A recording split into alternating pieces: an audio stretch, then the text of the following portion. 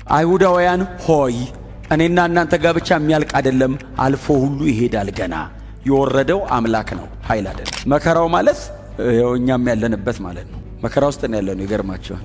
ያላወቀ ካለ ይገርማችኋል። በጣም ብዙ መከራ ያለበት ሀገር ነው ያለነው። በጣም the whole package ነው። ስጦታዎቹ መጥተው ትንቢት ምናምን ተነግሮ የሚያልቅ አይደለም። እስከዚያ ቀን ድረስ የሚጠብቀን ነው። በነገራችን ላይ ወንጌል በጣም ዓለሙ ስለሚወድ አይደለም እየኖርን ያለነው። መንፈስ ቅዱስ ጠብቆ ማንም አይኑር ምን ያደርግላቸዋል? አሁን ሐናና ቀያፋ አብረው ሆኑ አልሆኑ ምን ለውጥ አለው? የዘላለም ይወጣው የለው ሐናና ቀያፋ አንዳንዴ የሌለ አይመስላችሁ? የተዋችሁ እዚህ ውስጥ ሁሉ አይመጣም እምትሉበት ቦታ ላይ መንፈስ ቅዱስ ከእናንተ ጋር አለ።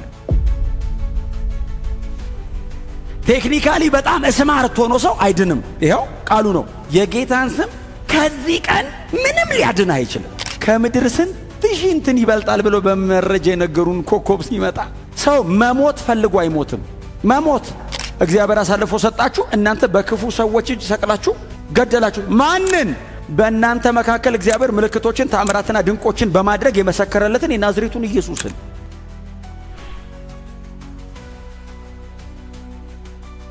እግዚአብሔር ይመስገን። የዛሬ 2000 ዓመት ገደማ አንድ አይሁዳዊ ወጣት በጣም በብዙ ሺህ ሕዝብ ፊት ቆሞ የሰበከውን ስብከት ነው ደግሜ የምሰብከው እና ጴጥሮስ እንደዚህ አይነት ጥንቅቅ ስድር ያለ ስብከት ሲሰብክ በጣም አስደናቂ ነው።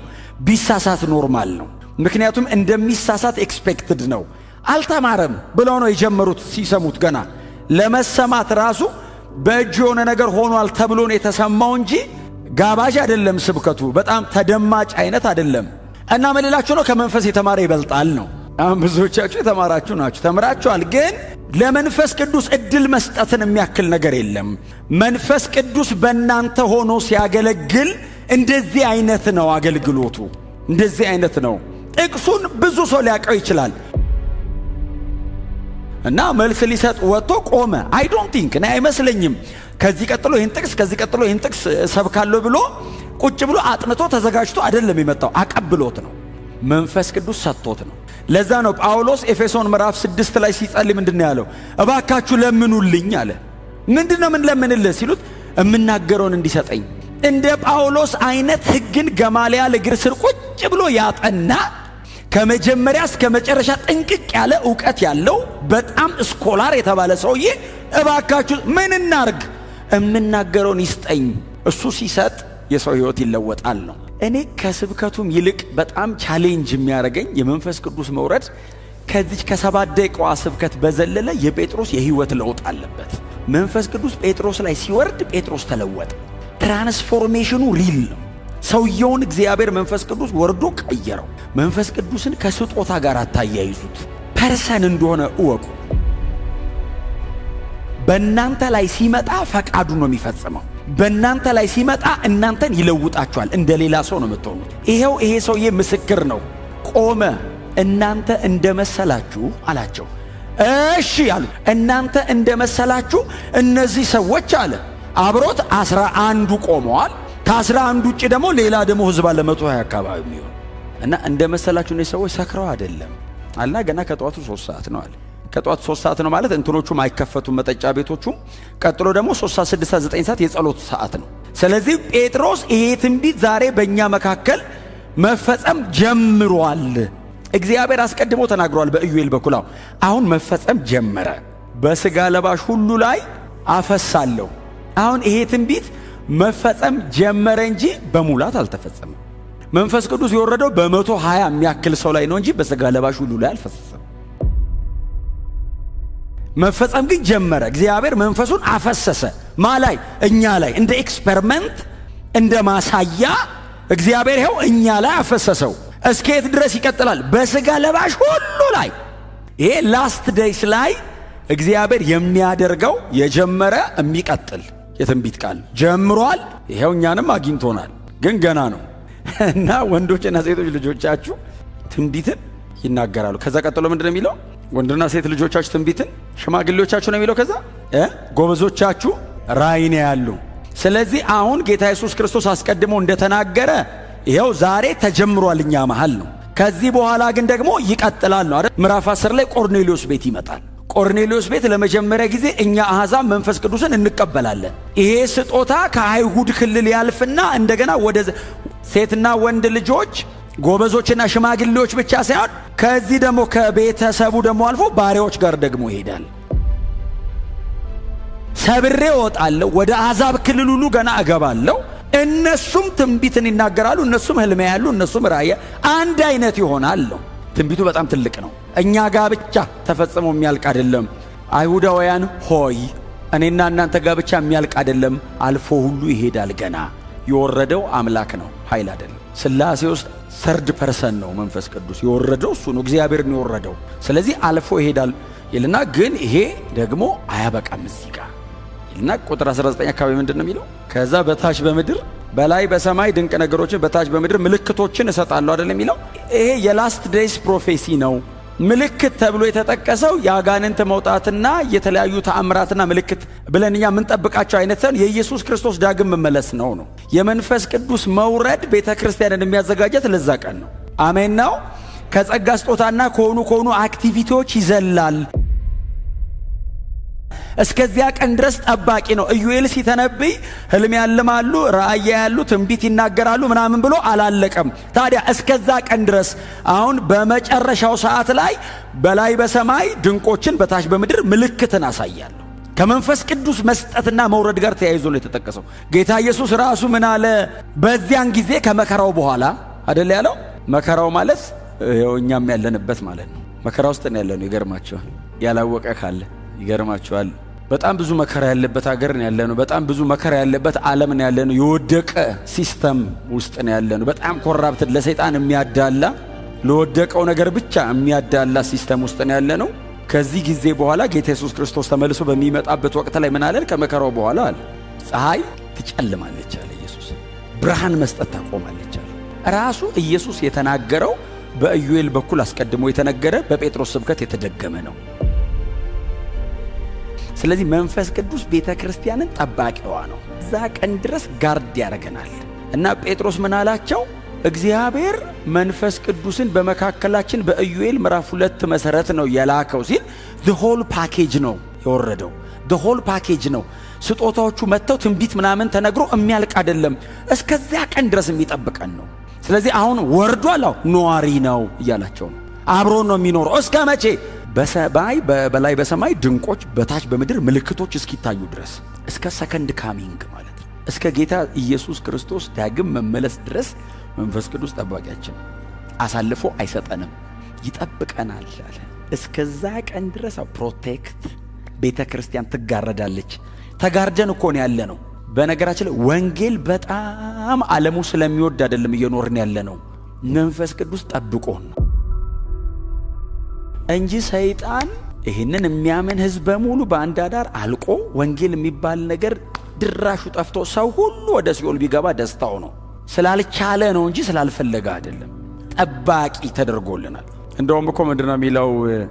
ይለቀቃል አለ፣ አጥፊው ይለቀቃል። ግን እንዳይለቀቅ አሁን ከልካይ አለ። ከልካይ ስላለ አሁን መስራት አይችልም። ከልካይ አለ የሚጋርድ። እሱ ያኔ ቤተ ክርስቲያንን ይዟት ሲሄድ በነፃነት መለቀቅ ይችላል። መንፈስ ቅዱስ ነው ጋራጅ፣ መንፈስ ቅዱስ ነው ከልካይ። መንፈስ ቅዱስ ቤተ ክርስቲያንን ይዟት ነው የሚሄደው። እኛ ላይ ነው የመጣው። እኛን ለመጠበቅ ነው የመጣው። እኛን ይዞን ነው የሚሄደው። ጌታ ኢየሱስ ክርስቶስ ቤተ ክርስቲያንን አሳልፎ የሰጣል ለመንፈስ ቅዱስ ነው። አይዟችሁ ምንም አትሆኑ፣ መንፈስ ቅዱስ አለ። ማንም ከእናንተ ጋር ከሚሆን ማንም አይኑር፣ መንፈስ ቅዱስ ይኑር። ማንም አይኑር። ምን ያደርግላችኋል? አሁን ሐናና ቀያፋ አብረው ሆኑ አልሆኑ ምን ለውጥ አለው? የዘላለም ይወጣው የለው። ሐናና ቀያፋው ሕግ ነው የሚያውቀው። አገር ሊያደንቀው ይችላል። የሃይማኖት መሪ ነው። እጅግ በጣም የተከበረ ሰውዬ ነው። ነቲንግ። ኢየሱስን ሲሰቅል ሆ ተብሎለታል። ከጴጥሮስ አጠገብ የለም። መንፈስ ቅዱስ ከጴጥሮስ ጋር አብረዋል። በምንም አይነት የሕይወታችሁ ከፍታም ይሁን ዝቅታም ይሁን መንፈስ ቅዱስ ከእናንተ ጋር አብረዋል። ያለ በማይመስላችሁ ሰዓት፣ አንዳንዴ የሌለ አይመስላችሁ የተዋችሁ እዚህ ውስጥ ሁሉ አይመጣም እምትሉበት ቦታ ላይ መንፈስ ቅዱስ ከእናንተ ጋር አለ። እንኳን መንፈስ ቅዱስ እኛ ያለን አይደል እንዴ? እኔ ያለሁ አይደል እንዴ? ሳልሞት ነገር ውስጥ እኮ ገብቼ ቁጭ እላለሁ። እንኳን መንፈስ ቅዱስ እኛ እኮ እንገባለን። እና መንፈስ ቅዱስ እስከ መጨረሻ ዘመን ድረስ ጠባቂ ነው ብሎ ጴጥሮስ ስብከቱ መሃል በእነሱ ላይ የወረደውንና ከዛ ደግሞ አብሯቸው እንዴት እንደሚኖር እስከ መጨረሻ ዘመን እንዴት እንደሚጠብቃ ጴጥሮስ ሰበከ።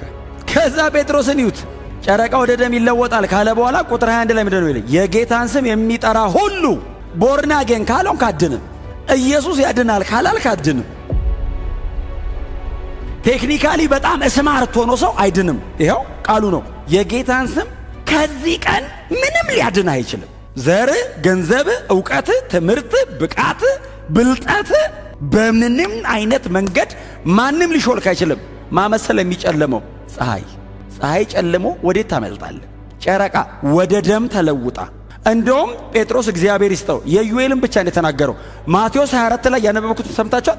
የሰማይ ኃይላት ይናጋሉ አለ ኢየሱስ። ሰማያት ከዋክብቶቻቸውን ማራገፍ ይጀምራሉ።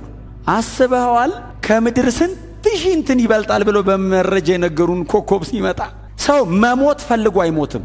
መሞት እስካለን ድረስ እንተጋለን፣ እስካለን ድረስ እንሰራለን፣ እስካለን ድረስ የምንችለውን በሙሉ በትጋት እናደርጋለን። የመጣ ቀን መሬትን ለሚወዱ አትተነው። የመንፈስ ቅዱስ ሥራ በጣም ግዙፍ ነው፣ በጣም ግዙፍ ነው። የሰማይ ኃይላት ተናግተው ሲወድቁ ቤተ ክርስቲያንን ጠብቆ ይወስዳታል።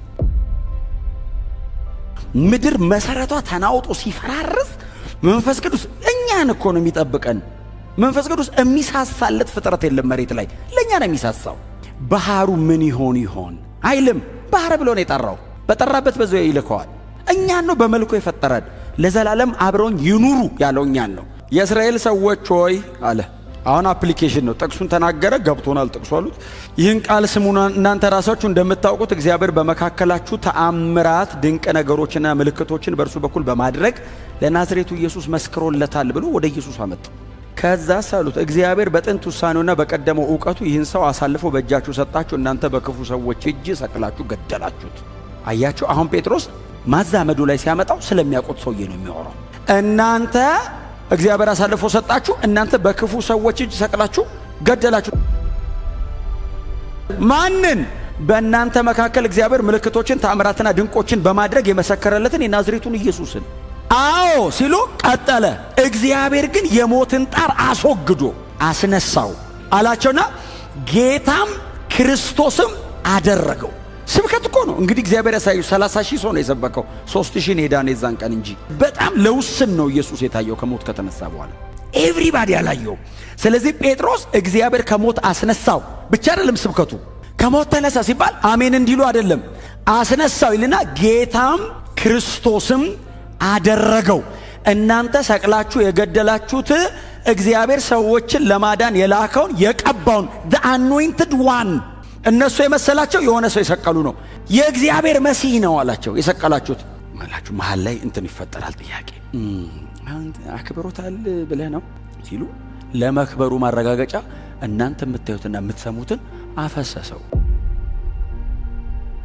እኛ ላይ አሁን ወርዶብን እንደዚህ ስንሆን የምትሰሙታው እሱ ሲከብር በእኛ ላይ ያፈሰሰው ነው። ዳዊት እናንተ ንጉሥ አይደል? ያው ሞቷል፣ በስብሷል፣ መቃብር እዚህኛ መሃል አለ። መበስበስን ሥጋዬ ያይ ዘንድ በመቃብር አትተውም ያለው ስለ ራሱ ይመስላችኋል እንዴ? አለ ጴጥሮስ። ምን አይነት ስብከት ነው? እንዴት አይነት ስብከት ነው? ቸርች አይሰበክም እንኳን አንተ ድንጋይ እንደዚህ ይዞ እኮ ነው የሚሰሙ። ከተሳሳትከ ወግረው። ኢየሱስን ለመስቀል አቅም ያለው ሕዝብ አንተ እንዴት ነው የሚሰማ? እንደዚህ ይዞ ነው የሚሰማ። እስጢፋኖስን እኮ የወገረ እኮ ነው ከዚህ በኋላ። እንዴት ቻሌንጅ ብትንትናቸውን እኮ ነው የወጣው። ዳዊት እንደሞተ መቃብሩስ እኛ ማለት ታውቁ የለ እንዴ ሲል፣ አዎ እናውቃለን። ታዲያ የተናገረው እኮ ስለ ኢየሱስ ነው። ይህንን ከሰበከ በኋላ መጽሐፍ ሲናገር የሕዝቡ ልብ ተነካ ይላል። ክብር ለኢየሱስ ይሁን። መንፈስ ቅዱስ ስላለ ነው። መንፈስ ቅዱስ ወርዶ ስለሆነ ነው። የሕዝቡ ልብ ተነካና እንዲህ ያሉት ተሰብስበው መጥተው ጴጥሮስ ብቻ ስላልሆነ 11ዱም ከሱ ጋር አብረው ስለሆነ የሚሰብኩት መጡና እንደዚህ ያላቸው፣ ጴጥሮስ አይደለም ያሉት፣ ወንድሞች ሆይ ሁሉም ናቸዋ የሚሰብኩት። ጴጥሮስ በዋናነት ያው ሰውየው ፈጣንም ስለሆነ በዋናነት ያው የ7 ደቂቃ ስብከት ናት። በዚህ ይሄን ሁሉ ነው 1 ሰዓት ያወራሁት። እሱ 7 ደቂቃ ነው የፈጀበት። ቸርች አምጥቶ ነው ያብራራላቸው።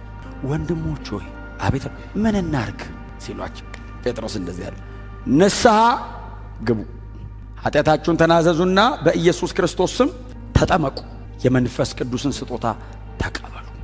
በዚያን ቀን 3000 ያህል አምነው ተቀበሉ። ክብር ለኢየሱስ ይሁን። በጣም ስለተማርኩ ምስክር መሆን አልችልም። ኢየሱስ ጋር ቁጭ ብለው ተምረው ሲጨርሱ ውጡና ሰበኩ አላለም። መንፈስ ቅዱስን ስትቀበሉ እስከ ምድር ዳር ምስክሮቼ። ስለዚህ ስለ ኢየሱስ መመስከር የምንፈልግ ከሆነ ከመንፈስ ቅዱስ ጋር ያለን ህብረት በጣም የነፍስ ቁርኝት መሆን አለበት። ያለ መንፈስ ቅዱስ መተንፈስ የለብን። ኢየሱስን የሚያውቀው መንፈስ ቅዱስ ነው። የመንፈስ ቅዱስ ያክል ኢየሱስን አልወደውም እኔ። ኢየሱስን መውደድ የሚሰጠኝ መንፈስ ቅዱስ። በእውነት ነው የምላችሁ፣ በጣም ብልጥ አይደለም የሚያረጋችሁ መንፈስ ቅዱስ፣ ኢየሱስን የሚወድ ነው የሚያረጋችሁ። ኢየሱስን ስትወዱ እንግዲህ የምትሆኑትን እናንተ ሆኑት። ክብር ለኢየሱስ ይሁን። የሰማኑን ያቆይልን። በጣም ነው የምወዳችሁ።